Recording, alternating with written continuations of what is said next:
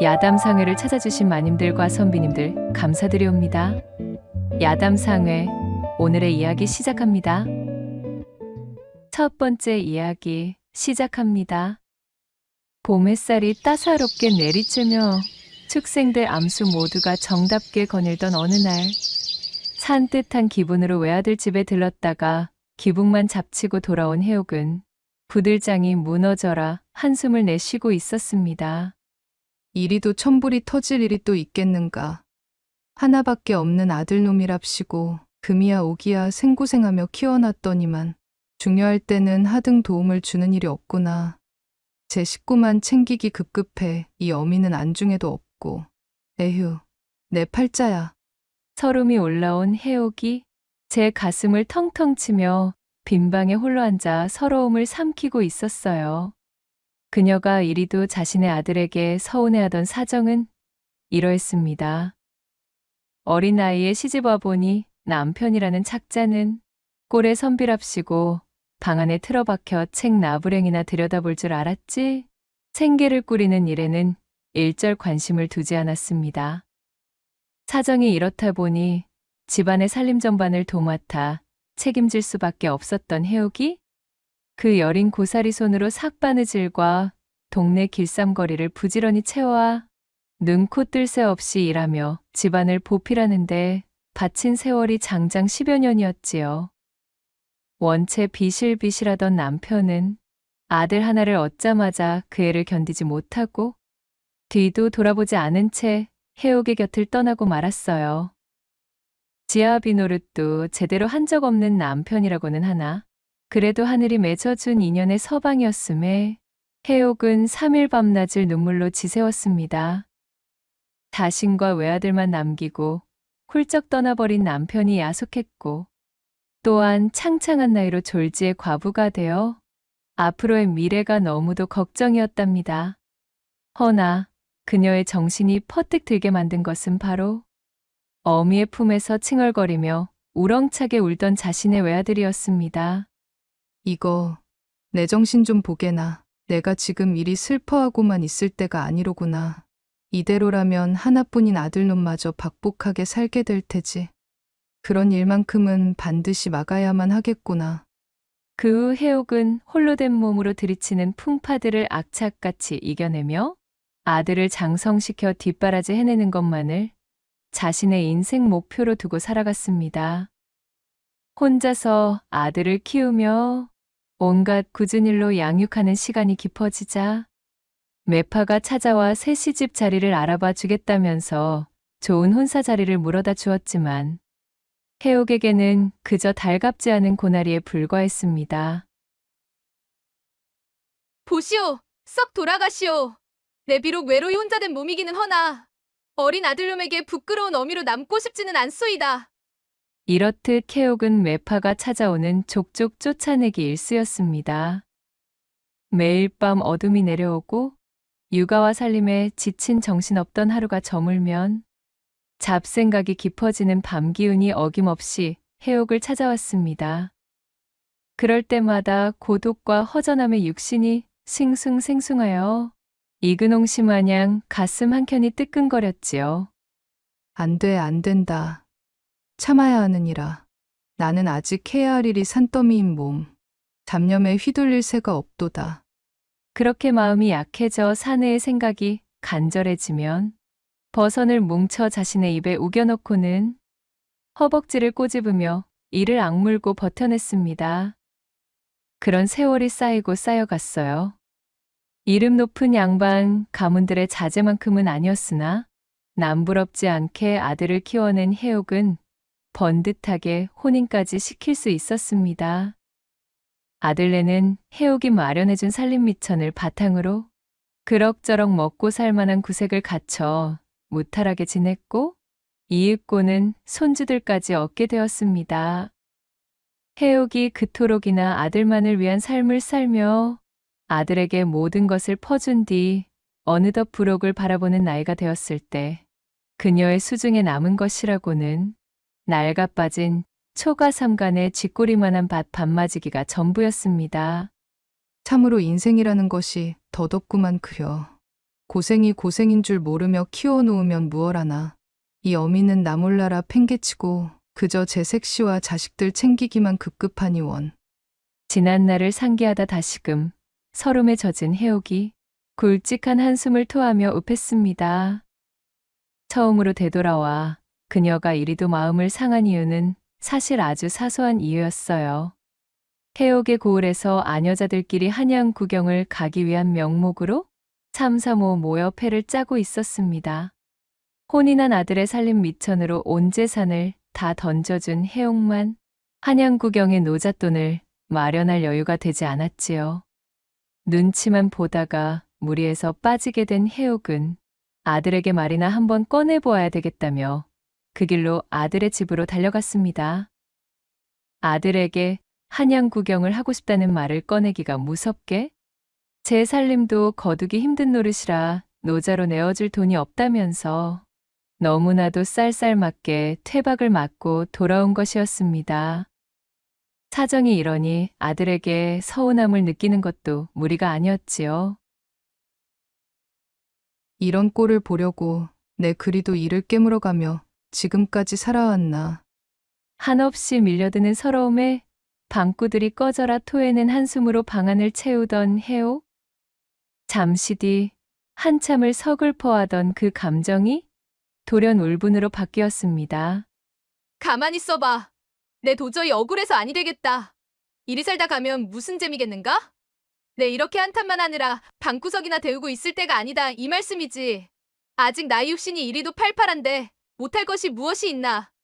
그렇게 아들에 대한 서운함이 서러움으로 바뀌어 감정이 솟아오르자 오히려 가슴이 차분해져 한결 결연해진 해옥은 그 즉시 자리를 박차고 나가 이웃집에 들러 삭바느질과 밤매기를 해주겠다는 조건을 내걸어 그에 해당하는 품삯을 선불로 바짝 당겨내었습니다.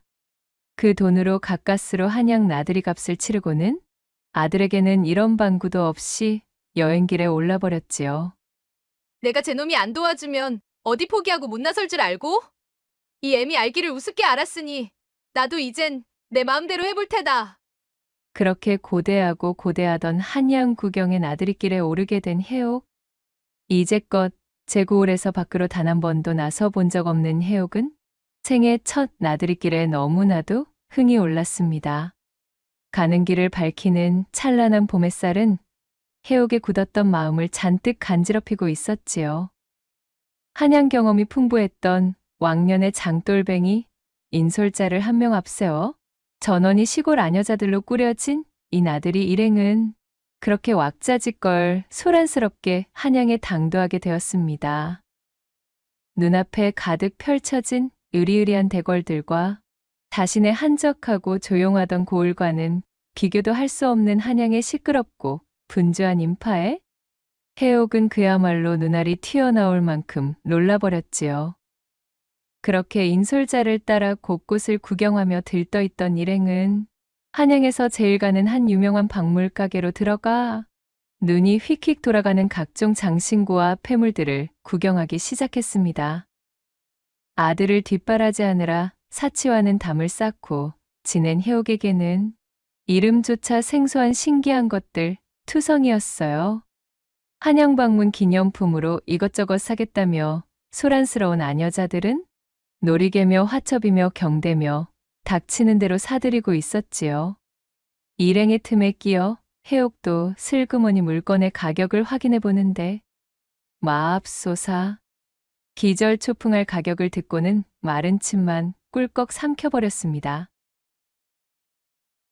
해옥의 수중에 남은 돈이라고는 제 고을로 돌아갈 때 사용할 노잣돈이 전부였습니다. 아무리 빠듯하게 여유를 만든다고 하여도 눈뜨고 코베일 한양의 시세를 자랑하는 이 박물 가게에서는 작디작은 경대 하나 살 수도 없는 돈이었어요. 해옥은 입맛만 쓰게 다시고는 가게 밖으로 나와 좌상에 걸터 앉았습니다. 박물 가게 안에서 들려오는 일행들의 호들갑 서린 야단법석에 해옥은 어쩐지 스스로가 처량한 기분이 들었습니다. 저 옆편 애들은 대체 언제 저리들 쌈짓돈들을 꽁쳐두고 있었대 그래. 자식놈들한테 다 퍼주지 말라던 옛말이 틀린 거 하나 없구먼. 홀로 우두커니 앉아 한양의 하늘을 올려다보며 해옥은 한숨을 내쉬었습니다. 느릿느릿 지나가는 구름을 보고 있자니 강행군이었던 한양까지의 여정으로 인해 노곤함이 밀려들었어요. 따스하고 포근하기 그지없던 봄햇살까지 받으니 해옥은 단꿀같이 밀려든 졸음에 까무룩 빠져들고 말았습니다. 그렇게 얼마나 시간이 흘렀을까요? 어라? 뭔가가 이상하다는 생각이 미쳐 화들짝 놀란 해옥이 퍼뜩 정신을 차려 깨고 보니 박물가게 안에 있었던 일행들이 보이지 않는 것이었습니다. 뿐만 아니라 인솔자의 모습도 온데간데 없었지요. 홀로 떨어져 있던 해옥의 부재를 전혀 눈치채지 못하고 자기네들끼리 다음 일정으로 이동해버린 것이었습니다. 엄마야, 이거 참으로 야단났구나. 이 일을 어쩌면 좋단 말인가. 그야말로 소스라치게 겁을 집어먹은 그녀는 저작거리를 돌아다니며 일행의 흔적을 쫓았으나 허사였습니다. 어느덧 해가 뉘엿뉘엿지는 참이었고 날이 저물기 시작하여 주변에는 어둠이 물들고 있었어요. 외톨이가 되어 놓친 일행을 찾아다니던 해옥은 먹먹함과 속상함에 피로까지 더해져 하얗게 창백해졌지요. 제고을에서만 평생을 살아온 그녀가 인솔자도 없는 넓은 한양 바닥에서 졸지에 팔자에도 없던 미아 신세가 되었으니 가슴이 철렁 내려앉고 말았답니다. 어이구, 이 바보 멍청이 같은 이라고는 그러게 무슨 부귀영화를 누려보겠다고 연고도 없는 이 한양까지 꾸역꾸역 와가지고서는 처량하고 속상한 마음에 그녀의 입에서는 습관처럼 자주 섞인 말이 터져나오고 있었습니다. 온종일을 익숙지도 않은 한양의 장터를 걸어대느라 퉁퉁 부어버린 두 다리가 너무 아파왔어요. 해옥은 세상에 홀로 남겨진 듯한 막막함에 바닥에 털썩 주저앉아 버렸지요. 깊은 한숨을 쉬며 이마에 흐른 땀을 훔치고 있는데 아니, 이게 어찌 된 일인가요? 그녀가 앉아있던 눈앞의 땅바닥에 값비싼 전대로 보이는 두툼한 주머니가 덩그러니 놓여있질 않겠어요? 어머나, 저것이 대체 무엇이야? 해옥이 다가가 그것을 주워들었습니다. 쩔렁 하며 제법 묵직한 무게의 전대가 소리를 내며 해옥의 손으로 들어왔지요.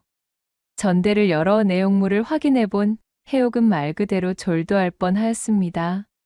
전대 속에는 그녀가 한 번에 셈하기도 어려울 정도의 금액으로 보이는 엽전이 가득 들어 있었으니까요.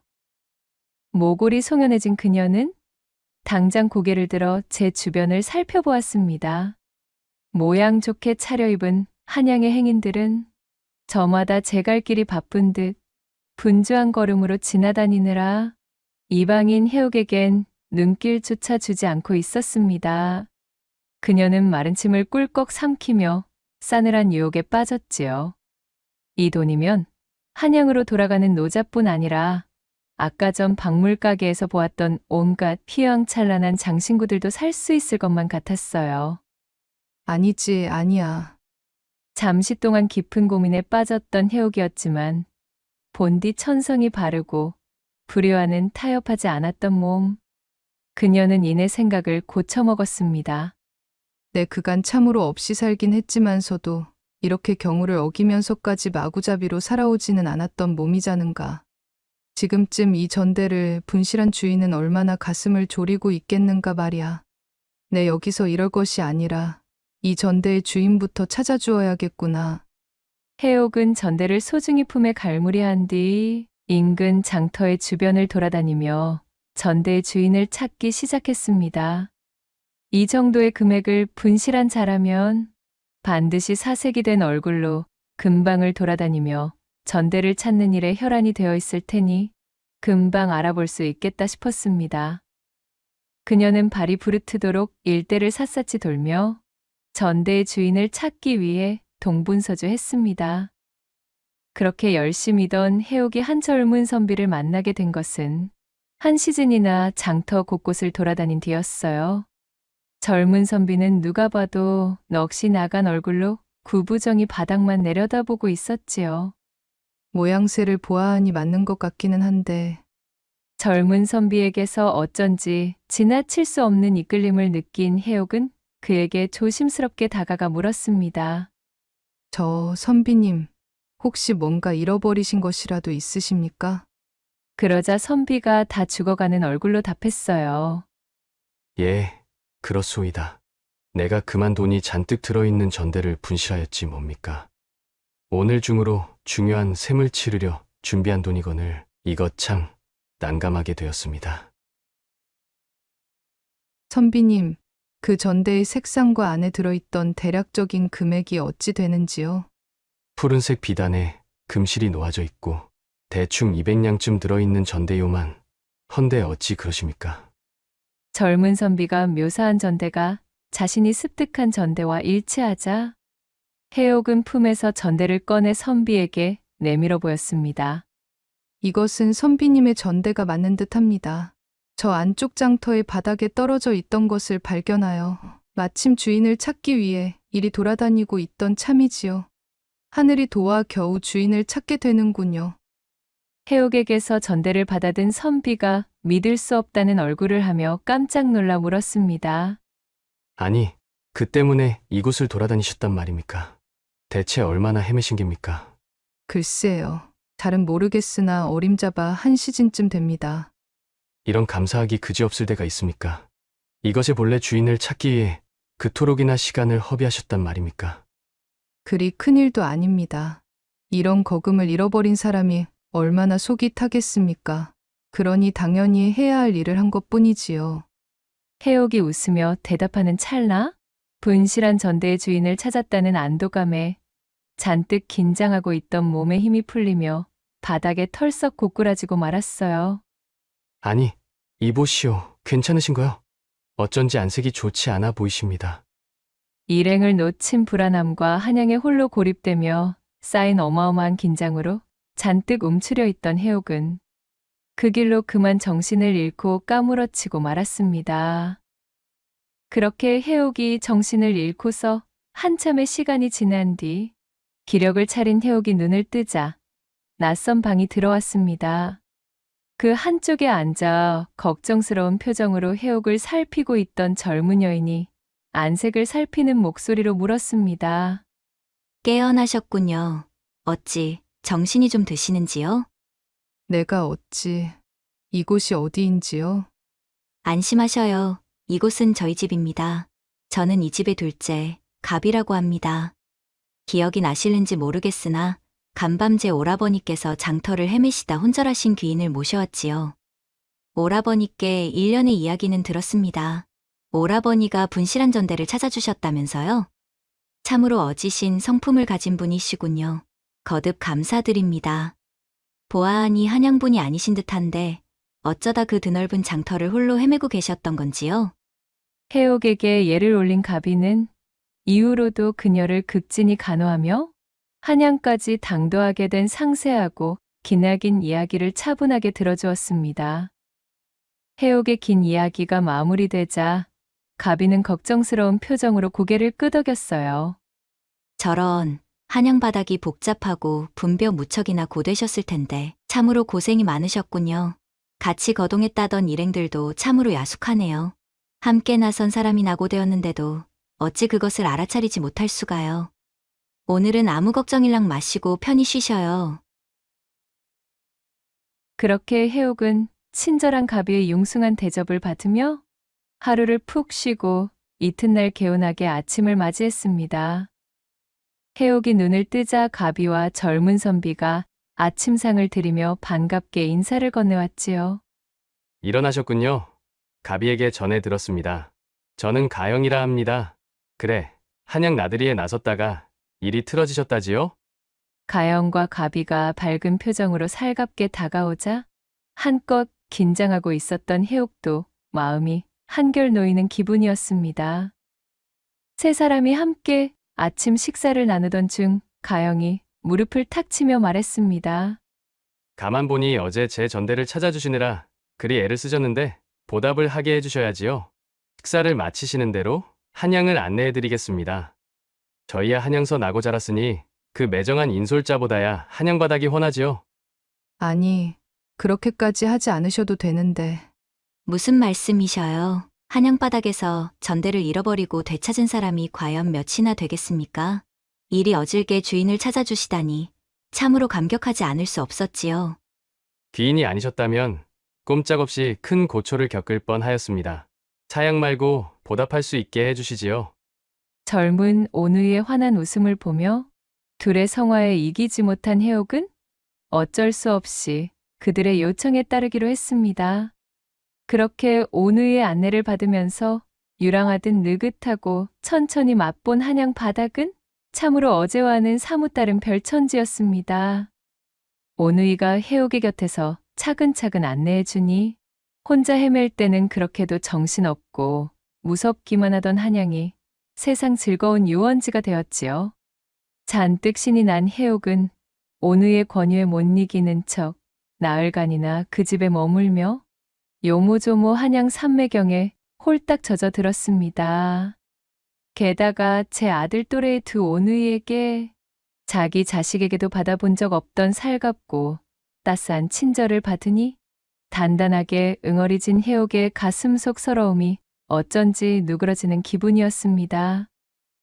이 온우이들 역시도 해옥과 함께 시간을 보내보니 그녀가 자신들이 생각했던 것보다 훨씬 사려 깊고 순수한 데다가 매사 속이 깊은 어른이라는 생각에 더욱 그녀에게 성의를 보이고 싶어졌지요. 그렇게 원 없이 한양 구경을 마치고 닷새째가 되던 날, 해옥이 가비에게 말했습니다. 저기, 이제 나도 슬슬 집으로 돌아가야 할 것 같다네. 그간 내가 너무 폐를 끼친 것이 아닌가 싶어서 말일세. 어머, 그런 말씀 마셔요. 돌아가시는 편에는 인부들을 시켜 가마로 모실 터이니 염려 놓으셔도 된답니다. 아무리 그래도 이렇게 며칠씩이나 남의 집에 얹혀서 밥만 축내고 있으려니 너무 눈치가 보인다네. 차라리 식사 준비라도 내가 돕게 해주시게. 해옥의 말에 가비가 조금 고민하는 낯으로 우물쭈물 망설이더니 이내 멋쩍게 웃으며 말했습니다. 정 그러하시다면 부디 오해는 말고 들어주셔요. 오늘 밤 제가 술상을 차려드릴 테니 저희 아버님과 함께 사랑방에서 술 한잔 나눠주실 수 있으실는지요? 그 말을 들은 해옥이 크게 놀랐어요. 아니, 그게 무슨 소리인지 어찌 외간 여자가 남의 집 사랑방에 들 수가 있단 말인가. 그저 술 한잔만 나누고 나와 주시면 됩니다. 저희 아버님이 4년 전에 혼자 되시고 다른 여인도 품지 않으신 채 적적히 지내신 지가 오래입니다. 말동무를 삼을 여인조차 없던 외로운 세월이지요. 그저 이 딸 자식의 소원 한번 들어주신다 생각하시고 제발 부탁드리겠습니다. 가비가 해옥의 두 손을 꼭 쥐고 읍소했습니다. 해옥은 깊은 고민에 빠져 한참을 망설였지요. 부탁드립니다. 가비의 절절한 애원에 해옥은 마지못해 고개를 끄덕였습니다.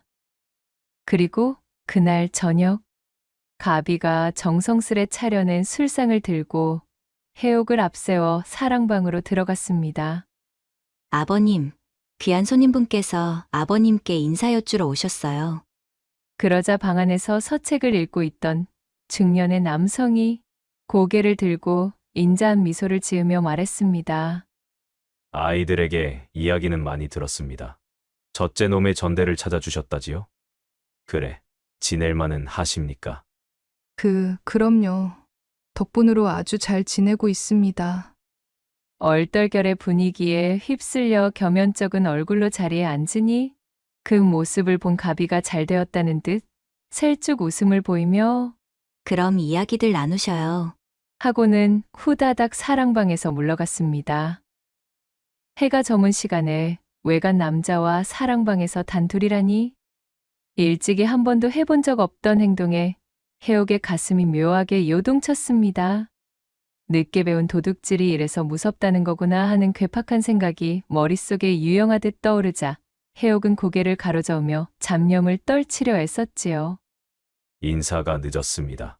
저는 이 집안 가장인 가택이라 합니다. 귀인의 안색을 보아하니 아무래도 우리 둘째 녀석이 조금 짓궂은 장난을 칠 모양으로 귀인께 어려운 부탁을 조른 모양입니다. 애비 혼자 오냐오냐 키웠더니 저리도 아직 천방지축입니다. 부디 너무 언짢아는 말아주시지요. 저것이 어미를 잃고서는 늘 우울하게만 지내더니 손님께 정이 많이 드러나 봅니다. 자, 귀하신 손님이시니 제가 먼저 한 잔 드리겠습니다. 그렇게 가택의 잔을 받아든 해옥은 곁눈질로 그의 얼굴을 흘끔 바라보았습니다. 가택은 제법 근사하게 나이가 들어 단단한 기품이 엿보이는 사내였지요. 사내와 술잔을 기울이는 자리라니 실로 오래간만에 느껴보는 경험에 해옥은 별것 아닌 일임에도 양쪽 뺨이 달아오르는 것을 느꼈습니다. 자신에게도 아직 이러한 소녀 같은 감성이 남아있음을 깨닫고 적지 않게 놀랐어요. 그렇게 화기애애한 분위기 속에 주거니 받거니 술잔이 오고 가며 분위기가 무르익었지요. 가택은 해옥의 말 한마디 한마디를 경청하면서도 술 기운을 빌어 지저분한 농이나 건네는 따위에 품위를 해치는 언사를 꺼내지 않았어요. 존중받고 있다는 기분이 들었던 해옥은 그런 가택에게 점점 호감을 느끼기 시작했어요. 마치 사랑방 안으로 신묘한 기운이 흐르는 것만 같은 아찔한 간지러움과도 비슷한 감정이었지요. 저녁나절 들어갔던 사랑방에서 깊은 밤이 될 때까지 시간 가는 줄을 몰랐습니다. 어느새 술상 위에 호리병이 모두 동이 났고 해옥의 뺨은 이미 익을 대로 익어 봄꽃처럼 화사하게 달아올라 있었습니다. 가택 역시도 살며시 풀린 동공 너머로 눈웃음이 흐르던 차였지요. 어머, 내 정신 좀 봐. 시간이 벌써 일이 된 줄도 모르고. 이제 그만 일어나야겠어요. 알딸딸한 술기운에 비틀대던 해옥이 자리에서 벌떡 일어서다 다리에 힘이 풀려 술상에 발이 걸리고 말았습니다. 풀썩 보기 좋게 가택의 무릎 위로 엎어져 버린 해옥은 소스라치게 놀라버렸지요. 초면의 사내 앞에서 이 무슨 꼴사나운 추태인가 싶어진 그녀가 황급히 사과하며 일어서려 손을 짚는데 하필이면 가택의 고간 한가운데를 한치의 틀림도 없이 짚어버린 것이 아니겠어요. 순간적으로 일어난 일에 가택이 당황하여 몸을 빼면서도 놀란 해옥이 쓰러지지 않게 잡아주었고 그런 정신이 혼미한 와중에도 해옥의 팔에 느껴지던 가택의 소나기 힘에는 해옥이 그간 오래도 잊고 살았던 사내의 단단한 완력이 한껏 숨어 있었습니다. 아, 그러니까 그럼 편히 쉬셔요. 생각지도 않게 웃지 못할 사태가 벌어지자 몹시 부끄러워져 어쩔 줄을 모른 채 해옥은 도망치듯 사랑방을 빠져나와 버렸습니다. 그리고는 우두커니 방문 앞에 선 채로 자신의 몸을 지탱했던 가택의 소나기를 떠올렸습니다. 한치의 흔들림도 없던 그 강직함이라니 손끝으로 느껴졌던 감각으로 보건대 필시 예사의 사내가 아님을 그녀는 익히 알 수 있었지요. 내가 미쳤지. 망측하기 싫이. 내 머리가 어찌 된 겐가? 이리도 발칙한 생각을 다 하고 있다니 말이야. 도리질을 하며 떨쳐내보려 해도 향긋하게 나누던 술기운으로 간당간당한 그녀의 인내심 앞에 근사하기 짝이 없는 물증까지 더해지니 도통 무용지물이었습니다. 그때 건넌방에서 잠에 들지 않고 해옥을 기다리고 있던 가비가 빼꼼 고개를 내밀더니 그녀에게 쪼르르 다가와 입을 열었습니다. 어찌 벌써 나오셨는지요. 혹여 저희 아버님이 어떤 실수라도 그럴 리가 없질 않은가. 아닐세. 그런 것이 아니라네. 한창 때 소녀처럼 달아오른 해옥은 손사래를 치며 말을 더듬었어요. 꼭 사랑방 안에서의 일을 들킨 것만 같은 기분이 든 해옥은 자신도 모르게 심장 근처에 손을 가져다 대고 쿵쾅거리는 고동소리에 귀를 기울였습니다. 영락없이 첫사랑에 빠진 소녀의 모양새였지요. 그러자 가비가 해옥의 두 손을 꼭 잡고는 말했습니다. 갑작스럽다고 느끼실 수도 있고 참으로 염치 없는 말이오나 부디 어머님이라고 부르게 해주실 순 없을지요. 당혹스러우시겠지만 요 며칠 듣고 지켜본 바 저희 아버님의 혼처로 거론되던 그 어떤 아녀자들보다도 성품이 곱고 강인하신 분 같습니다. 부디 제 뜻을 곡해하지 마시고 저희 아버님의 새 반려가 되어주실 수는 없으실까요? 이복에나 그것이 그리 간단히 정할 수 있는 것이 아닌 것을 잘 알고 있지 않소. 나로 말하자면 일단은 아들 내외도 있는 몸이고 아들에게는 한양으로 나들이를 나간다는 말조차 꺼내지 않아. 지금쯤 없어진 어미 때문에 걱정이 한가득일 것이라네. 그러니 오늘 처음 본 초면이 사내와 합가 여부를 결정 본다는 것이 어디 쉽게 확약할 일이겠는가. 오늘 처음 본 초면의 사내라는 대목을 입 밖에 내던 해옥은 그 초면의 사내와 방금까지 묘한 기류를 뿜어내던 자신의 모습이 떠올라 두 뺨이 할 일 없이 붉게 물들어가고 있었지요. 가비는 간절한 눈빛이 되어 한 발짝 물러나며 말했습니다. 물론 귀인분의 그 마음 모르는 바도 아니며 저 역시도 단시간에 결정하고픈 문제는 아니랍니다. 제가 아직은 젊은 나이지만 저희 아버님의 재물을 노리고 접근해온 수많은 혼처의 사람들을 곁에서 지켜보며 나름의 성구하는 갖추었다 생각됩니다. 귀인이야말로 적격의 죄인이시지요. 허나 귀인께서 아직 마음을 정하지 못하시겠다면 저도 이 이상 곤혹스럽게 만들 수는 없는 노릇이지요. 다만 천천히 궁리해 주시길 바라겠습니다. 가비는 예를 올리며 잔뜩 기대에 찬 걸음으로 물러갔고 해옥은 그런 가비의 뒷모습을 한참이나 바라보다가 이윽고 자신의 거처로 돌아갔습니다. 거처로 돌아와 자리에 앉고서도 끊임없는 고민이 밀려들었습니다. 자신에게 꿈처럼 닥쳐온 일련의 일들이 미래에 복이 될지 화가 될지는 알 수 없는 노릇이었으니 말이지요. 휴, 혼자 된 시간이 깊어지니 이리도 겁이 많아진 게지.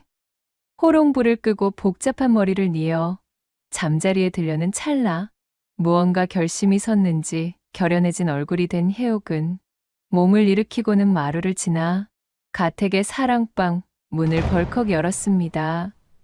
아직 가시지 않은 술기운 때문에 여전히 얼굴이 달아올라 있던 가택이 기별도 없이 사랑방으로 다시 돌아온 그녀의 얼굴을 바라보며 놀라 물었습니다. 아니, 귀인께서 어쩐 일로 다시 오시었소? 잔뜩 무안해하는 가택의 말을 들은 해옥은 숨을 크게 들이쉬고 말했습니다. 느닷없이 결례를 범해 죄송합니다. 하지만 확실하게 매듭을 지어야만 제 속이 풀릴 것 같아서 말이지요. 그러니 대답해 주셨으면 합니다. 제가 느끼고 있는 이 감정을 함께 느끼고 계신가요? 제가 혹여 깊은 착각을 하고 있거나 크게 잘못 생각하고 있는 것이라면 부디 지금 말씀해 주셔요. 허면 돌아가겠습니다. 하지만 그것이 아니라면 이리 용기를 낸 저를 무안하게 만들지는 말아 주시지요. 그러자 가택이 멋쩍게 웃으며 말했습니다. 무슨 그런 말씀이 다 있습니까? 필시 저 때문에 귀인께서 기분을 상하시어 그리 뛰쳐나가신 것으로 여기고는 저 역시 크게 낙심해 있던 차였습니다. 그런 것이 아니었다면 저는 더없이 기쁠 따름이로군요. 골로 지내오던 지난날 동안 저의 가슴속을 이리도 요동치게 만든 아녀자는 바로 귀인이신 그대가 처음이었소이다. 약주 탓이라며 핑계를 빌어 감추려 해도 이리 붉어지는 나의 얼굴이 그 증좌이질 않겠소. 환하게 웃는 가택의 얼굴을 보자 더 잴 것도 없었습니다. 애써 틀어막고 있던 수문이 화알짝 열리듯 해옥은 가택이 앉아있던 자리로 성큼성큼 달려가 그를 와락 껴안아 버렸지요. 가택 역시 마치 해옥을 기다리고 있었다는 듯 그녀를 번쩍 안아들어 고운 금침이 깔려있는 이부자리로 향했어요. 해옥과 가택은 서로를 힘껏 탐닉하며 곧 저돌적인 사랑에 빠져들었습니다. 오늘의 천생연분을 만나기 위해 그간의 시간을 보냈다는 믿음이라도 있는 양 이미 익을 대로 푹 익어버린 두 사람은 가타부타 없이 단도직입으로 일을 치렀습니다. 그렇게 두 사람은 사랑을 나누다 새벽 달기 우는 시간이 되어서야 겨우 잠에 들 수 있었습니다. 다음 날 아침 뽀얗게 번들거리는 얼굴을 매만지며 해옥이 조심스럽게 사랑방에서 나왔습니다. 그 모습을 본 가영이 마당에서 하인들과 이야기하다 말고 불이 나게 달려와 그녀에게 예를 올렸습니다. 어머님, 잘 주무셨습니까? 간밤, 혹여나 불편하시진 않으셨는지요? 아무쪼록 간밤이 어머님께는 좋은 기억이셨으면 좋겠습니다. 간밤의 합판을 벌써 가비에게 전해 들었는지 가영은 해옥을 향해 어머님이라고 부르고 있었습니다. 아, 아니, 어머님이라니. 어휴, 벌써부터. 그 바람에 조금 낯이 간지러워진 해옥이 얼굴을 붉히며 중얼거리고는 신방에서 나온 새색시 마냥 고개를 끄덕였어요. 이제 말씀 편히 낮추세요. 곧 정식으로 두 분의 혼례 준비를 진행토록 하겠습니다. 아버님과도 합방을 하신 분이신데 자식들인 저희를 높여 부르심은 법도에 맞질 않습니다. 차근차근 단추를 맞추어 나갈 터이니 어머니께서는 걱정 마시고 편히 지내주세요. 살갑게 대해주는 가영의 태도가 너무도 기뻤지만 해옥은 줄곧 마음에 걸리는 것이 있었습니다. 저기, 그런데 말일세. 혼례를 치르기 전에 나의 집에 한번 다녀와야 하겠네. 내 아무래도 합가 전에 아들을 한번 만나봐야 마음이 편히 잡힐 것 같아서 말이야. 아직 그 어떤 이런 방구도 없이 한양으로 오고 나서 시간이 이리 흘렀으니 아마 아들놈이 내 걱정을 하느라 잠을 이루지 못하고 있을 게야. 아, 그야 물론입니다. 바로 채비토록 하지요. 내 지금에서야 말하는 것이지만 그간 융숭한 대접을 해주어 참으로 고마웠다네. 자네뿐 아니라 가비아 씨에게도 얼마나 고마운지 모른다네. 아버님과 천생연분이 되실 짝이시라면 그쯤은 아무것도 아닙니다. 오히려 저희 아버님을 선택해 주셨으니 저희가 어머님께 더 감사를 드려야 하지요. 거슬러 올라가면 이는 결국 어머님께서 제 전대를 찾아주시려던 그 옳은 마음으로 비롯된 일이니까요. 가영은 웃으며 하인들을 불러 채비에 들어갔고 마침 사랑방 문이 열리며 가택이 나왔습니다. 그의 웃는 낯을 보자 간밤 대단하고도 전륜했던 방종들이 떠올라 해옥의 얼굴은 다홍치마 빛깔이 되고 말았어요. 가택 역시도 허리를 두드리며 간밤이 녹록지 않은 밤이었음을 시사했답니다. 이야기는 안에서 들었습니다. 때마침 가시는 여정의 인근지에 저도 볼 일이 있으니 저와 함께 나서시지요. 길동무가 있으면 더욱 낫지 않겠습니까?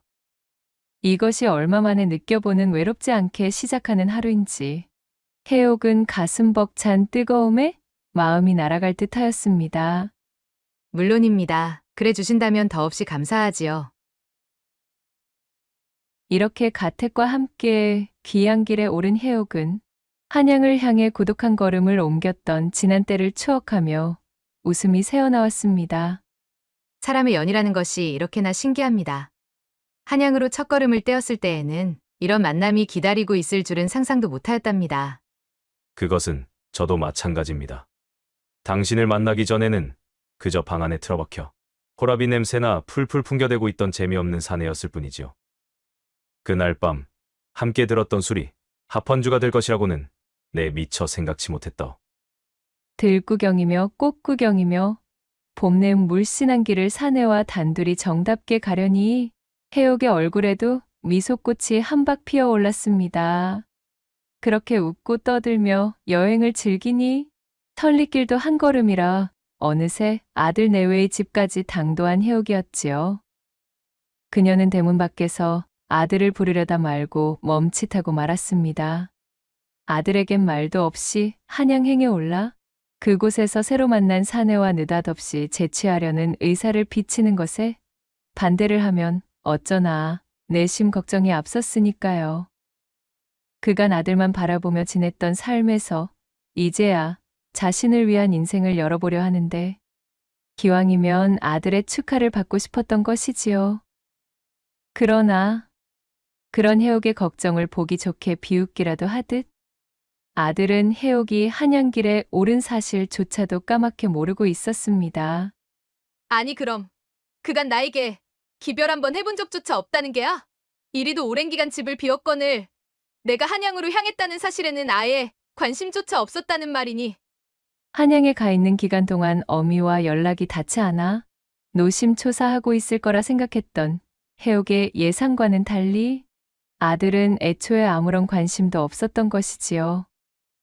세상에 어쩜 이토록이나 무심하고 무심한 아들일 수가요. 일순의 서운함도 잠시, 해옥은 뭔가 굉장히 홀가분한 기분을 느꼈습니다. 그제까지 자신을 옥죄고 있던, 혹은 자신이 얽어매고 있던 속박과 굴레가 씻은 듯이 사라지는 기분이었습니다. 해옥이 한결 가벼워진 표정을 지으며 아들에게 조곤조곤 말했어요. 아들아, 옛말에 추조거습이라 하여 아이는 마른 곳에 눕히고 어미는 젖은 자리에 앉는 모습을 이르는 말이 있느니라. 자식을 기르는 어머니의 노고를 마다하지 않는 사랑을 일컫는 그런 말이란다. 그간 우리 곁을 떠난 남편의 목까지 홀몸으로 너를 번듯이 키워야 한다는 강박에 빠져 그만 너를 잘못 키워버린 듯 하구나. 오늘부로 너는 너대로, 나는 나대로 그렇게 살자꾸나 아들아. 천륜으로 맺은 인연이라 하여도 봄날 하루 기묘하게 얽힌 꿈 같은 순간의 찰나 인연보다 그 깊이가 얕기도 한 법임을 내 지금에서야 뼈저리게 느끼게 되었구나. 이젠 나도 더 이상은 너에게 되지도 않는 서운함을 느끼며 그렇게 전전긍긍하지 않을 터이니 각자의 인생을 멋지게 살아내는 것으로 천륜의 인연을 지키면 되지 싶다. 몸 건강히 잘 지내도록 하여라, 아들아. 아들의 무심한 태도를 보고 마지막 일말의 미련마저도 깔끔하게 털어낼 수 있게 된 해옥은 아들을 향해 이같이 선언하고는 그 길로 아들의 집을 나와 가택과 합가하는 것에 확신을 가지게 되었습니다. 해옥을 따라 나섰던 가택의 볼일도 모두 정리를 마치게 되었고 어느덧 날은 저물어 하루 묵을 곳이 필요했습니다.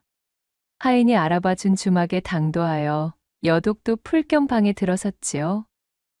주모가 푸짐하게 만들어 온 술상을 받고서는 노곤해진 몸으로 서로를 바라본 해옥과 가택.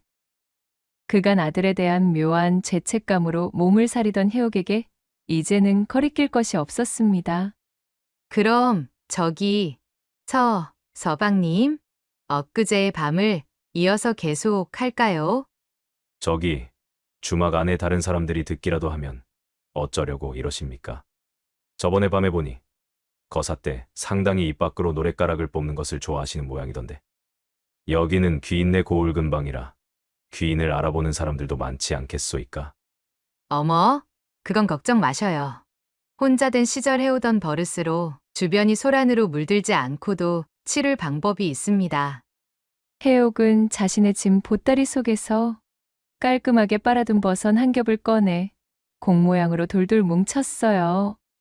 두툼하게 공처럼 말린 그것을 입안 가득 물고는 가택에게 눈짓을 하였지요. 그리하여 주막은 마치 선선한 봄날씨에 군불이라도 화활할 지펴넣은 듯 한여름과도 같은 열기를 뿜어내기 시작했습니다. 이후로 한양으로 돌아간 해옥과 가택은 자식들인 가영과 가비의 지극한 효도를 받으며 혼례를 올리게 되었습니다. 한양 유명 천석군 집안이 재취에 들어 집안의 웃음꽃이 끊이질 않는다는 풍문이 산 넘고 물 건너 이웃 고을에까지 무성하게 퍼질 지경이었어요. 그리하여 두 사람은 남은 여생을 함께 지내며 서로를 돕고 위하는 나날들로 채우면서 행복한 세월을 꾸려나갔다는 후문이 옵니다. 두 번째 이야기 시작합니다. 옛날 옛적의 조선 북촌의 한 고을 뼈대 있는 집안에서 맏딸로 태어난 열비라는 이름의 여식이 있었습니다. 그녀는 성장하면서 단아한 품행과 어진 마음씨로 주변 모든 사람들의 사랑을 받으며 무럭무럭 자라났지요. 오랜 기간 자식이 없었던 그녀의 부모님은 그녀를 각별히 아끼며 애지중지하였습니다. 어려서부터 예법과 학문을 가르쳤고 열비 또한 총명하여 일찍이 그를 깨우치고 또한 시와 그림에 능통해졌습니다. 사람들은 그런 열비를 보며 그녀의 미래가 탄탄대로이리라 입을 모아 말하곤 했어요. 하지만 불행은 소리도 없이 찾아왔습니다. 그녀가 12살 되던 해 한양나들이에서 돌아오던 부모님이 갑작스레 화적대를 만나 그만 세상을 떠나고 말았던 것이지요. 준비도 없이 맞이한 부모님의 부재는 끔찍한 악몽과도 같았고, 아직 어린 열비가 견디기에는 매일매일이 고통이었습니다. 부모님이 남긴 유산은 있었으나 일가 친척들이 그것을 탐내어 집안에 조금씩 발을 들이기 시작했지요.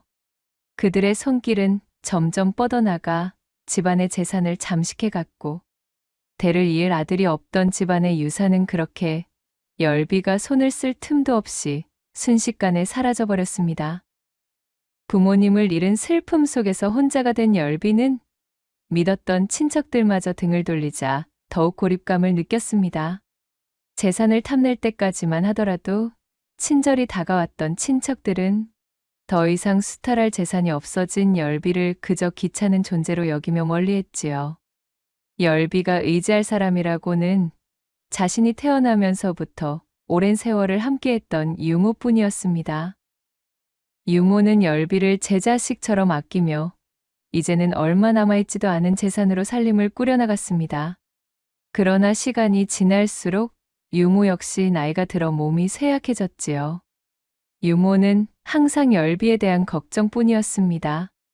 아씨, 누가 뭐라고 하든 이 험한 세상에선 그저 어떻게든 살아남는 것이 최고이며 또한 그것이 효도임을 잊지 마셔요. 아씨의 부모님께서 그것을 가장 원하실 거구먼요. 참말로 제가 끝까지 아씨를 보필하며 살아야 하는데 남겨질 아씨 걱정에 제가 눈이라도 편히 감을라나 모르겠습니다. 그게 무슨 말이야, 유모. 알겠어. 알겠으니까 그런 쓸쓸한 소리는 다시 입 밖에 꺼내지 말아줘. 유모의 말에 열비는 굳게 입술을 깨물며 다그쳤습니다. 그리고 얼마 지나지 않아 마지막까지 자신을 돌봐주던 유모마저 눈을 감게 되었고, 하인들이 모두 떠난 텅 빈 집에 남은 열비를 찾아온 고독은 감히 그 크기를 짐작할 수조차 없는 것이었습니다. 부모님이 물려주신 유일한 재산이던 집마저 다른 이의 손으로 넘어갈 처지가 되자 그녀는 혼자가 된 자신을 지키기 위해 힘겨운 선택을 해야만 했습니다. 유모의 말대로 이대로 무너질 수 없는 노릇이지. 어떻게든 반드시 살아보이겠어. 열비는 결국 퇴기 출신이던 유모와의 연이 닿아있던 권번에 자신의 몸을 의탁하기로 마음먹었습니다. 비로소 기녀의 길을 걷기로 작정한 것이지요. 권번으로 들어간 열비는 한시를 짓는 법, 악기를 다루는 법, 그림을 그리고 다듬는 법 등 다양한 예술을 익혀나갔습니다. 점점 자신의 지적 재능과 감각을 갈고 닦은 열비는 그곳에서 자신의 숨겨져 있던 예인적 재능을 꽃 피울 수 있었지요. 열비는 마음 한켠 깊은 곳에 부모님과 유모에 대한 그리움을 간직한 채 그렇게 권번에서 차곡차곡 시문과 음곡, 습자, 가무, 예의 등을 익혀나갔습니다. 반가의 여식으로 태어나 천민의 삶을 사는 기녀의 길을 걷는 것이 수치스러울 법도 하였으나 열비는 개의치 않았지요. 어려서부터 홀로 견디며 버텨야 했던 아픔이 서려 있어서였을까요? 권번에서 배움을 거듭할수록 그녀에게서는 눈에 보이지 않는 진중한 기품이 흘렀습니다. 사람들은 그녀를 볼 때마다 한순간 말을 잇곤 했어요. 그것은 단지 점점 나이를 먹을수록 돋보이는 열비의 미모 때문만은 아니었습니다. 열비의 미소에는 슬픔과 품위가 동시에 서려 있었고, 그녀의 행동에는 지나온 아픔의 세월에 실린 무게와 기품이 담겨 있었지요. 열비는 단순한 기녀가 아니었습니다. 시조를 지어 읊으면 그 문장이 너무도 아름다워 사람들의 입에 오르내렸고, 사군자를 그릴 때면 그 끝에서 생명력이 넘쳐나는 듯 하였어요. 열비가 그린 매화는 혹한 속에서도 꺾이지 않는 강인함을, 난초는 은은한 향기를, 국화는 고고함을, 대나무는 결코 휘지 않는 절개를 보여주는 듯 했습니다. 또한 모사에도 소질이 있었기에 그녀가 그린 사군자를 병풍에 담아 완성하면 그것은 하나의 예술품이 되었기에 암암리에 그것을 구하려는 자들이 건번에 줄을 대곤 하였습니다. 열비의 솜씨가 녹아있는 작품들은 건번 안에서도 뛰어난 걸작으로 칭송받았으며 또한 열비의 이름을 더욱 빛나게 만들었지요. 그러던 17의 어느 날 열비는 드디어 태양관이라는 커다란 무대로 적을 옮기게 되었습니다. 열비가 살고 있는 지역의 당대 사대부와 문인들이 모여 예술과 교류를 나누던 곳이기도 한 태양관은 건번생들에게는 꿈과 같은 곳이었지요. 열비는 태양관으로 이적하자마자 단숨에 입회기녀 대접을 받았습니다. 이곳에서 단순히 손님을 접대하는 기녀가 아닌 자신의 예술적 재능을 꽃피울 수 있는 무대에 오르며 존재감을 과시했지요. 그녀는 태양관의 휘황찬란한 등불 아래서 시를 읊고 노래를 부르고 그림을 그리며 손님들을 매료시켰습니다. 열비가 태양관에 발을 들인 지 얼마 되지 않아 삽시간에 그 명성이 장안 곳곳으로 퍼져나갔습니다. 열비의 시와 그림, 그리고 비밀스러운 아픔을 간직한 듯한 그윽한 미모는 태양관을 왕래하는 많은 사내들의 마음을 사로잡았어요. 그들은 소문이 무성하던 열비를 보기 위해 먼 길을 마다하지 않고 찾아왔고 그녀를 보려는 손님들로 인해 태양관은 문전성시를 이루었습니다. 그녀의 이름은 곧 태양관의 기세와 동요가 되었고 그녀와 한마디라도 나누어 보려는 이들로 끝없는 줄이 이어져 새치기뿐 아니라 그 자리를 맡아주는 대리업까지 성행할 지경이었어요. 젊은 한량들은 물론 이름난 문인들과 상단을 운영하는 상인들까지 앞다투어 태양관을 찾았지요. 해가 가면 갈수록 열비의 유명세와 함께 과연 누가 저 도도한 열비의 머리를 얹을 것인가가 장안의 최대 화제가 되었습니다. 열비에게 구애를 하려던 무사내들은 값비싼 선물을 보내거나 아름다운 시를 써 그녀의 마음을 사로잡으려 애썼지만 열비는 결코 쉽게 마음을 열지 않았습니다. 열비의 단단한 치마끈은 이들의 허황된 욕심을 완곡히 거절하며 그녀의 고고한 자태를 더욱 돋보이게 했습니다. 그런 그녀의 태도는 오히려 사내들의 열망을 자극하며 열비를 둘러싼 경쟁을 치열하게 만들었지요. 그런 와중에 한 사람, 권대감이 등장했습니다. 허우대가 멀쑥하고 말수가 적은 그는 통이 크고 또한 과감하면서도 사려 깊은 성격으로도 유명했습니다. 권대감은 다른 이들과는 달리 화려한 선물이나 수려한 시 대신 진심으로 열비를 대했습니다. 그는 열비에게 직접 찾아와 그녀의 그림을 감상하고 그녀의 시를 읽으며 자신의 감상을 솔직히 전달했지요. 이러한 권대감의 진중함은 굳게 걸어둔 열비의 마음속 빗장을 움직이기 시작했습니다. 권대감은 무려 3년이라는 세월 동안 정성을 다해 그녀에게 자신의 진심을 전해왔습니다. 그 긴 기간을 자신을 애써 외면해온 열비에게 악심을 품거나 노여워하는 기색을 보이지 않았지요. 그는 매번 열비가 좋아하는 것들을 듣고 기억해두었다가 그녀의 취향에 맞는 꽃을 가져오고 그녀의 작품을 칭찬하며 열비의 내면을 이해하려 노력했지요. 마침내 열비는 그 진심의 마음을 열었고 권대감의 구애를 받아들이게 되었답니다. 그리하여 권대감은 열비의 머리를 얹어준 사내가 되었고 곧바로 이 소식은 장안의 거리를 뜨겁게 달구었어요. 그날 권대감은 열비의 방에서 아침이 밝도록 나올 줄을 몰랐습니다. 이튿날 아침 열비가 누워있던 요위에 핀 붉은 매화를 본 그는 감격의 눈물을 흘렸지요. 권대감은 즉시 아름다운 기와집을 마련하고 열비를 그곳으로 데려가 살림을 차렸습니다. 열비는 그 출신이 비록 기녀였지만 늘 단정하고 조신한 태도로 문밖 출입을 삼가며 살림을 꾸렸습니다. 아침이면 해가 뜨기도 전에 일어나 집안 곳곳을 정리하고 정갈한 차림으로 권대감을 맞이했지요. 부인, 이리도 일찍부터 일어나 집안을 돌보실 필요가 없습니다. 아래 것들에게 맡기시고 눈을 좀 더 붙이세요. 이젠 혼자서 모든 것을 짊어지지 않아도 됩니다, 부인. 서방님, 이리 제 안위를 돌보아 주시니 참으로 감사합니다.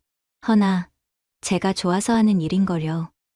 어려서부터 혼자 자신의 삶을 짊어져야 했던 열비의 사정을 모두 알고 있던 권대감은 자신의 울타리 속으로 열비를 품어 그녀가 편히 쉬었으면 하는 마음이었고, 그 마음을 절실히 알고 있던 열비 또한 기녀 출신인 자신을 진심으로 대한 권대감에게 지극한 내조를 펼쳐 권대감이 더욱 승승장구하기를 바라는 마음이었지요. 권대감이 경무에 지쳐 안색이라도 좋지 않은 날에는 열비는 자신의 시조로 권대감을 웃음 짓게 하였고, 또한 가무를 펼쳐 그의 지친 마음을 위로해 주었습니다. 권번에 들어선 이후 줄곧 가지고 있던 외로움을 해갈해 준 권대감에게 열비는 열과 성을 다한 내조에 몰두했습니다. 담벼락 너머에서는 웃음소리만이 흘러나왔고, 저작거리에서는 연일 권대감을 지극히 섬기는 열비에 대한 칭찬이 자자했습니다. 권대감 역시 열비의 따뜻한 손길과 세심한 배려에 매일 감사함을 느꼈어요. 권대감이 관아에서 늦게 돌아오는 날이면 열비가 대문 앞에서 등불을 들고 기다렸고, 돌아온 권대감은 열비를 껴안아주며 애정을 과시했지요. 참으로 서방님, 보는 눈도 많은데 어찌 이러십니까? 소첩, 얼굴이 새빨갛게 달아오르는 것을 보려고 이러시지요? 하인들이 본다며 부끄러워하는 열비에게 대감은 웃으며 말했습니다. 나라는 무뚝뚝한 사내를 이리 바꿀 수 있다는 것이 나조차도 신기하오. 이젠 그러한 것은 아무 상관도 없소이다, 부이. 보면 좀 어떻소이까? 이리도 좋기만 한거려. 살림에 지쳐 피곤한 그녀의 얼굴을 보면 권대감은 말없이 그녀의 어깨를 주물러주곤 했습니다. 이러한 두 사람의 사랑은 서로에게 커다란 위로가 되었고, 부부의 사이를 더욱 깊게 만들어 주었지요.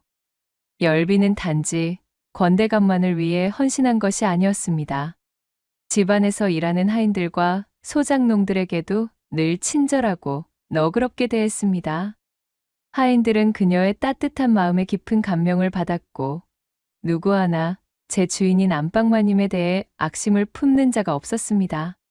그녀는 하인들의 몸이 좋지 않거나 어려운 일이 있을 때마다 직접 찾아가 위로하고 필요한 도움을 아끼지 않았어요. 이처럼 열비는 집안의 안주인으로서 완벽히 자리 잡았습니다. 그녀의 지혜롭고 품위 있는 태도는 권대감의 사회적 입지를 높이는 데에도 커다란 도움이 되었습니다. 관아의 동료들이나 이웃들이 권대감의 집을 방문할 때마다 그들은 열비의 환대와 세련된 접대에 감탄하며 칭찬을 아끼지 않았습니다. 이런 평판은 권대감의 체면을 더욱 빛내주었고, 그로 인해 그는 집안에서도 바깥에서도 늘 자랑스럽게 제 부인인 열비에 대한 이야기로 입을 쉬지 않곤 하였어요. 그러나 열비는 결코 자신을 내세우지 않았습니다. 그녀는 언제나 겸손하게 행동하며 자신의 위치를 지켰지요.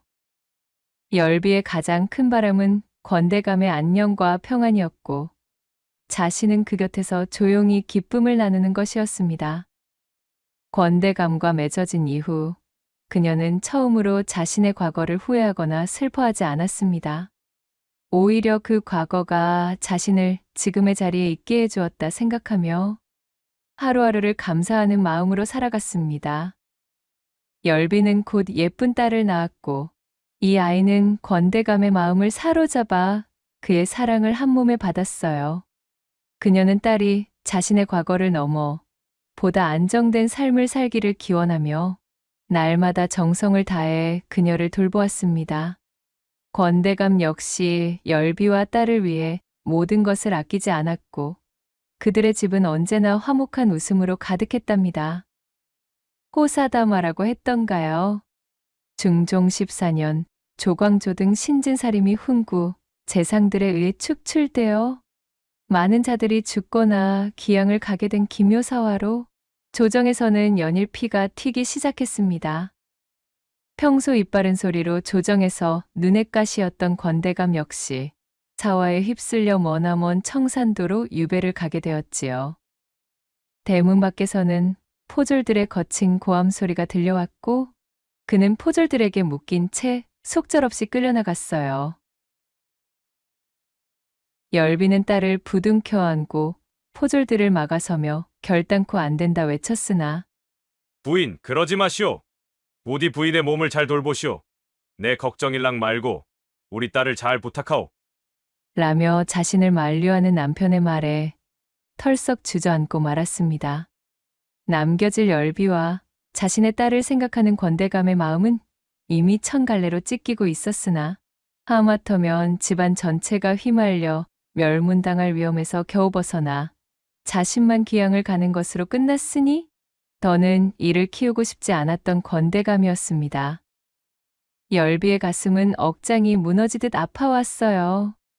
그렇게 권대감이 끌려간 대문 앞에 홀로 남은 열비는 온몸에 힘이 빠져 하염없이 그 자리에 주저앉아 있었습니다. 딸은 열비의 품에서 울음을 터뜨렸고 그녀는 딸을 꼭 껴안으며 안간힘을 다해 눈물을 삼켰지요. 그러나 열비의 떨리는 손가락만은 그 슬픔을 감추지 못하고 있었습니다. 열비는 속으로 굳게 다짐했어요. 자신의 남편이 돌아올 때까지 어떤 시련이 닥치더라도 딸과 함께 반드시 살아남아야 한다고. 자신에게 소중한 삶을 선물한 지아비 권대감과 또한 자신의 딸이 해맑은 웃음을 지을 수 있도록 열비는 자신을 단단히 다잡아야 했습니다.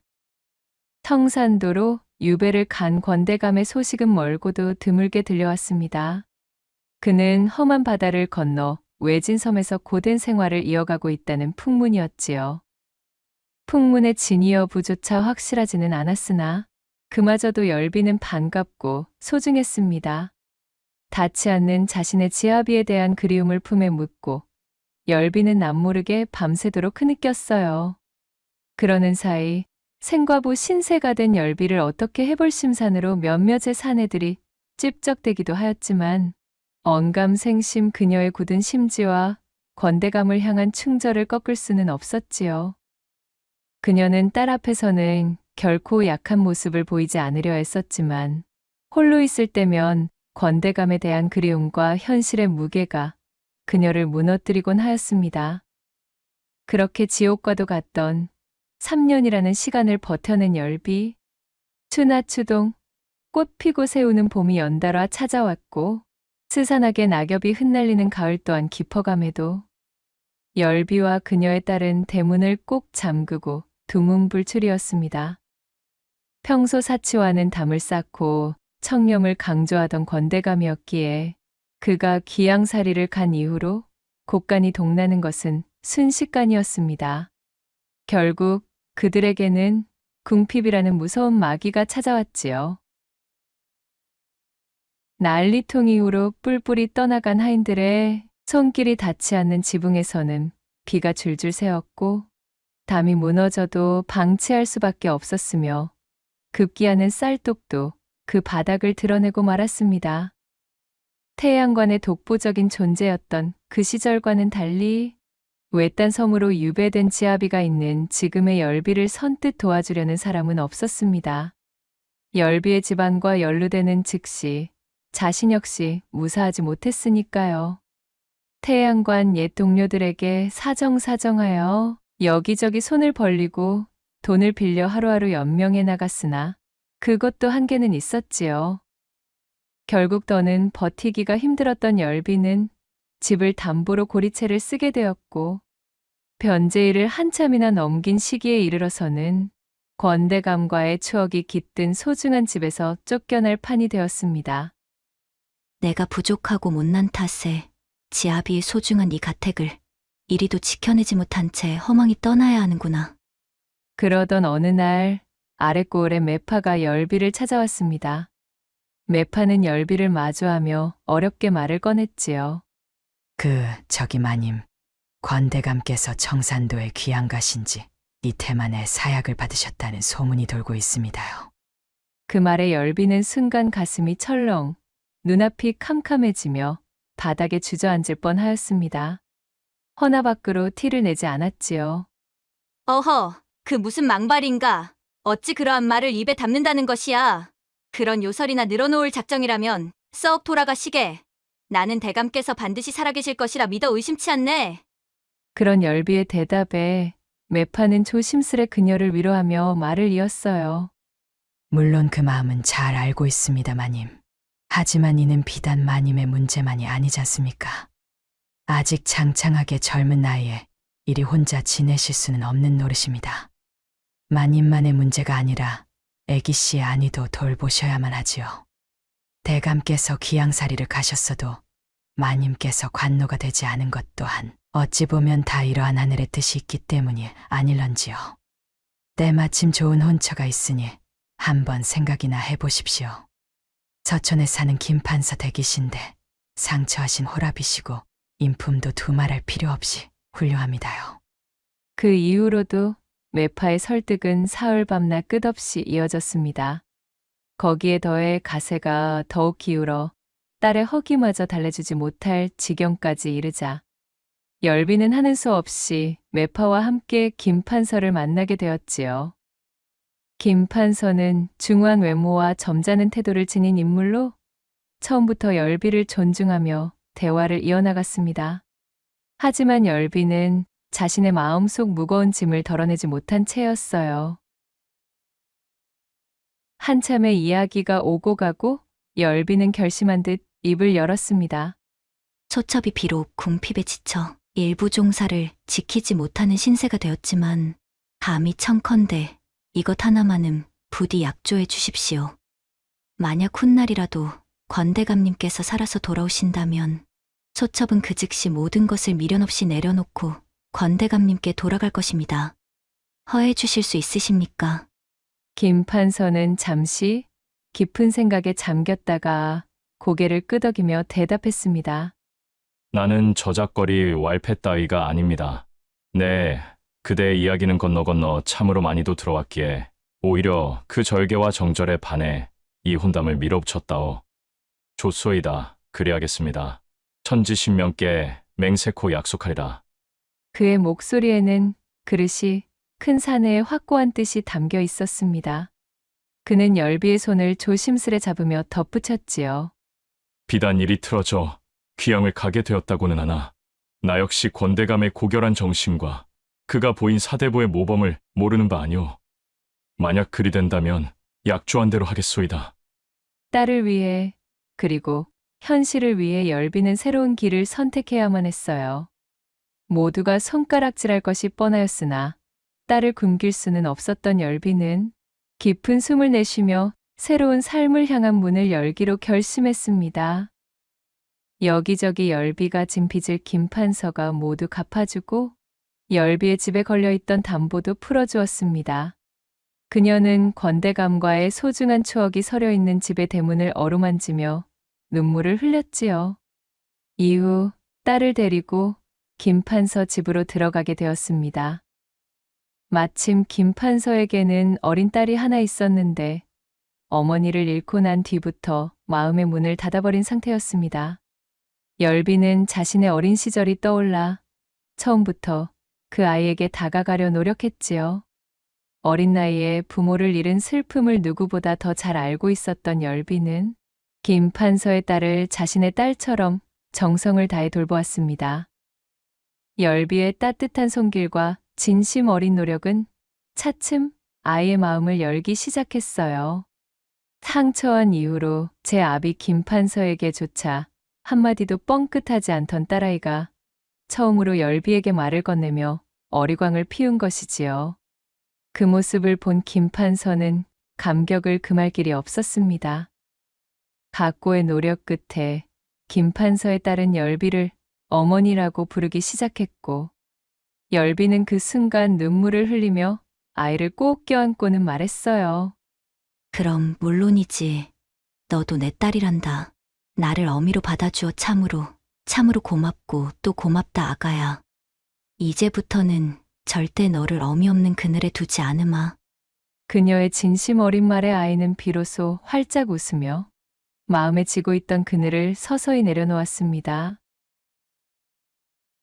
열비는 시어머니에게도 정성을 다했습니다. 시어머니는 처음 과거 기녀의 출신에 기양간지 아비를 두었다는 이유로 열비를 탐탁지 않게 여겼지만 그녀의 성실하고 조신한 태도와 진심 어린 봉양의 마음을 열기 시작했지요.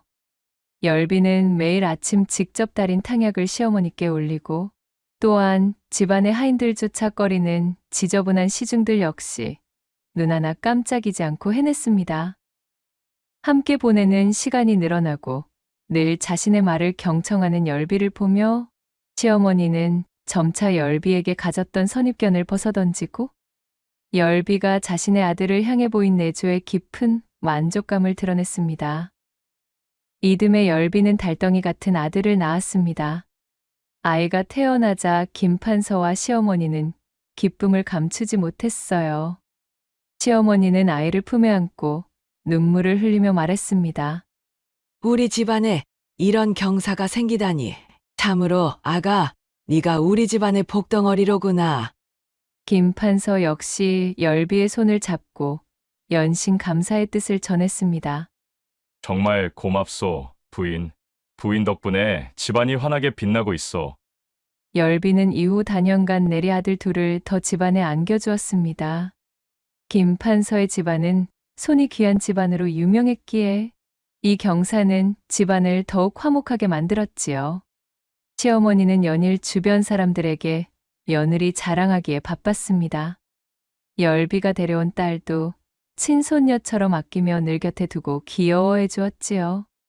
열비는 김판서의 내조와 아이들 돌보기에 최선을 다하며 자신의 자리를 굳건히 지켰습니다. 그녀의 헌신과 사랑은 어둡고 고요하던 집안을 밝게 만들었고 처음 열비가 김판서의 집안 사람이 되었을 때 우려의 목소리를 내던 사람들은 언제 그랬냐는 듯 그녀를 두둔하며 추켜 세우기 바빴지요. 김판서의 집안은 사람들의 부러움을 사는 모범적인 가문으로 자리 잡게 되었어요. 어휴, 그러하였으나 참으로 이 무슨 운명의 장난인지요. 태평스럽던 이 집안에 날벼락이 떨어지고 말았습니다. 열비를 제외한 모두가 이미 죽었을 거라 여긴 기양 같던 권대감이 기양살이를 끝내고 돌아온 것이지 뭐겠어요. 열비는 이 소식을 들은 순간 온몸이 얼어붙는 듯 했지요.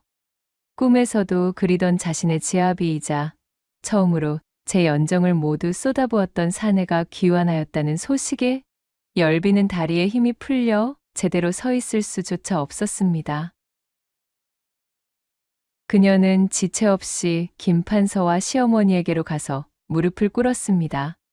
대감, 그리고 어머님, 소첩은 이제 본래의 자리로 떠나야 하옵니다. 지난날 약조하셨던 바와 같이 권대감께서 돌아오셨으니 이제 그분께 남은 것은 오로지 저와 딸뿐입니다.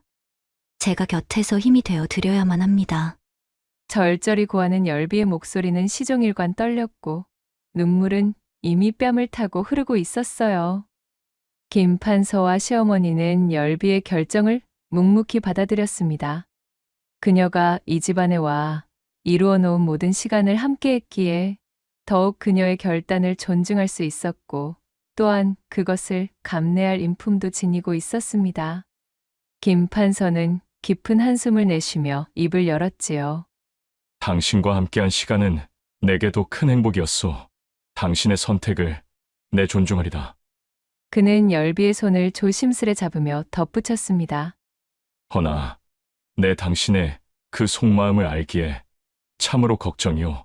부디 너무 힘들어하지 마시오. 당신과 아이들을 위해 내가 할 수 있는 모든 것을 다할 것이오. 열비는 펑펑 눈물을 쏟으며 김판서와 시어머니에게 큰 절을 올렸습니다. 이 은혜는 반드시 죽는 날까지 잊지 않겠습니다. 두 분께 우선은 영원히 저와 제 딸의 생명을 구해주신 천혜의 은인이십니다. 대감, 부디 우리의 딸에게 이 못난 어미가 곁을 떠남을 용서하지 말라 전해주셔요. 다시는 어미 없는 그늘을 만들지 않겠노라 약조했던 그 굳은 맹세를 깨게 되어 너무도 미안하고 미안하다. 그리 전해주셔요. 그녀는 권대감 사이에 난 딸을 데리고 권대감과의 추억이 깃든 집으로 달려갔습니다. 어린 아들 삼형제도 따뜻했던 김판서의 품도 모두 뒤로 한 채 자신이 사용하던 옷까지 동백기름, 경대 등 김판서와의 시간이 깃든 모든 것을 김판서 집안에 남겨두고 보따리 하나 없이 맨몸으로 나왔지요. 작은 짐 하나 없는 그녀의 발걸음은 가벼우면서도 동시에 무거웠습니다. 어느덧 낡은 기와집 앞에 도착했을 때 열비의 가슴은 설렘과 두려움으로 가득 차 있었습니다. 문을 열고 들어서자마자 그녀의 눈에 들어온 것은 권대감의 야위고 수척해진 모습이었습니다. 기나긴 기양살이 끝에 피골이 상접한 권대감은 열비를 보자마자 눈물이 고였지요. 제 부인의 이름을 부르는 그의 목소리는 모진 세월 탓에 거의 속삭임에 가까웠습니다.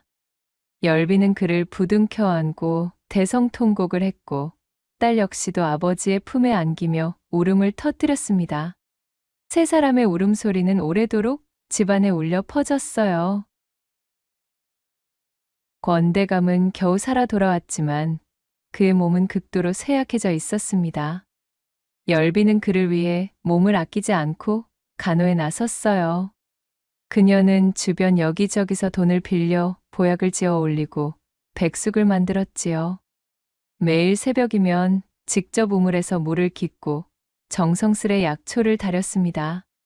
권대감이 조금이라도 기운을 차릴 때면 열비의 얼굴에는 잠깐의 미소가 스쳤어요. 그러나 쌀독은 비어 있었고 생계를 이어가기 위한 걱정이 다시 그녀의 어깨를 짓눌렀습니다. 그런 상황에서도 열비는 절대 권대감 앞에서 약한 모습을 보이지 않으려 했습니다. 그녀는 손수 병풍을 짜거나 자수를 놓아 장터에 내다 팔며 생활비를 마련하려 했었어요. 그러나 이 모든 노력에도 불구하고 집안의 형편은 좀처럼 나아지지 않았지요. 그러던 어느 날 예기치 못한 일이 벌어졌습니다. 김판서로부터 열비 앞으로 거액의 돈이 담긴 보따리가 도착한 것이었지요. 편지에는 짧고 간결한 글이 적혀 있었습니다. 당신의 성품상 이것을 물리려 할 것을 잘 알고 있기에 내 일이 억지로 보내는 것을 부디 용서하시오. 권대감의 귀환 이후로 힘겹게 지낸다는 소식을 듣고서는 내 도저히 그냥 가만히 있을 수가 없었다오. 이 돈은 나와 우리 아이들이 당신에게 받았던 사랑에 대한 보답이오. 부디 어려움을 덜고 권대감을 잘 보살펴 주시오. 열비는 그 편지를 읽으며 눈물을 흘렸습니다. 모든 것을 뒤로 한 채 돌아온 자신에게 김판서의 배려와 너그러움은 너무도 고마운 것이었지요. 열비는 다시 한번 김판서에게 큰 절을 올리는 심정으로 그에게 감사의 마음을 전했습니다. 큰돈이 든 보따리를 본 권대감이 놀라며 물었습니다. 아니, 부인, 이 돈이 다 무엇입니까? 열비는 권대감에게 기양을 간 이후 벌어진 그간의 모든 일을 거짓없이 고했습니다.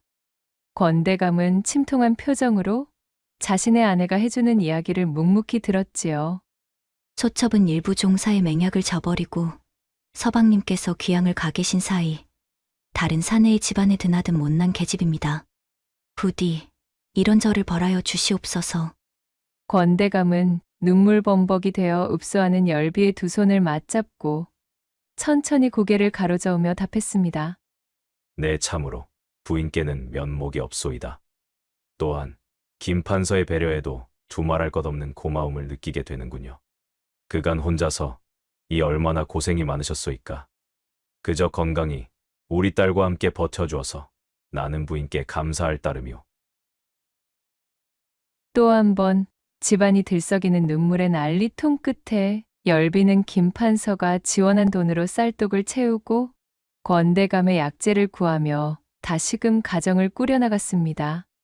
권대감은 열비와 딸의 고사리 손을 빌린 지극정성 덕분에 조금씩 기운을 차리기 시작했지요. 그는 열비의 손을 잡고 조용히 말했습니다. 내가 이렇게라도 살아 돌아올 수 있었던 것은 모두 그대가 내 마음의 힘이 되어준 덕분이요. 이제부터는 내가 그대를 위해 살아가겠소. 그의 말에 열비는 눈물을 참지 못하고 고개를 끄덕였습니다. 권대감이 열비의 두 손을 잡고 이어 말했습니다.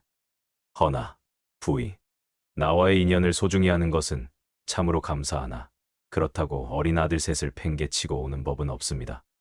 또한 이대로 나와 함께 지낸다면 그 집의 맏딸은 어머니를 2번이나 잃게 되는 경험을 하는 것입니다. 이제서야 겨우 부인께 다친 마음을 열고 밝아지려던 아이를 부인 같은 심성을 가진 분이 과연 외면하고 사실 수 있겠소이까? 못내 외면하려 애쓰던 부분의 전곡을 찌른 권대감의 말에 열비의 두 눈에는 눈물이 고였습니다. 내내 가슴에 걸리던 마음에 담고 있던 일이었으니까요. 그러니 부인, 가보시오. 두 집안을 왕래한다 하여도 다른 그 누가 나와 부인께 손가락질을 한다 하여도 아무 상관도 없소이다. 김판서의 댁 또한 어미를 필요로 하고 있지 않소이까? 서방님, 티를 내지 않으려 꾹꾹 눌러 담았던 눈물은 멈출 줄을 몰랐습니다. 눈앞에 아른거리던 아들 셋에 그리고 자신을 친어미처럼 따르던 김판선의 맏딸 생각에 꽉 찼던 서름이 터져 이불에 얼굴을 묻고 토해내듯 많이도 울었지요.